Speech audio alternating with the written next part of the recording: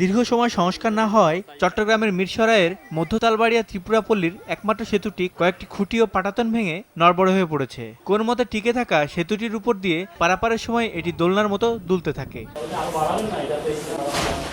ত্রিপুরাপল্লীর শিক্ষার্থীরা ও সাধারণ মানুষ ঝুঁকি নিয়ে নিয়মিত চলাচল করছে ভাঙা সেতুর উপর দিয়ে। এই ভাঙা পল্লী আসতে আমার খুব ভয় লাগে। নেপাল থেকে আসতে ভয় লাগে। সাবা পাড়ার সবাই আসা যাওয়া করতে আমরা কষ্ট হয়ে গেছে, এখন ভাঙা পল দিয়া এখন আসা যাওয়া করতে পারি না। তো আমরা কিভাবে এই রাস্তা দিয়ে চলাফেরা করবে?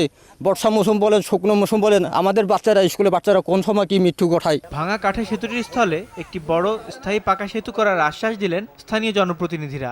লোকজনকে যেভাবে আমরা তাদের রাস্তাঘাট, ফুল কালভার্ট এবং জীবনের নিরাপত্তা দিচ্ছি, সেভাবে এইসব নিরাপত্তা এবং তাদের রাষ্ট্রীয় মর্যাদা পাওয়ার সম্পূর্ণ অধিকার তারা রাখে। এবং প্রায়োরিটির ভিত্তিতে এটা সংস্কারের ব্যবস্থা করব, যাতে বাচ্চাদের স্কুলে যাওয়া আসার কোনো অসুবিধা না হয়। ত্রিপুরাবাসীর আশা, দ্রুত সেতুটি মেরামত বা নতুন সেতু তৈরি করে দিলে যাতায়াতের দুর্ভোগ লাঘব হবে।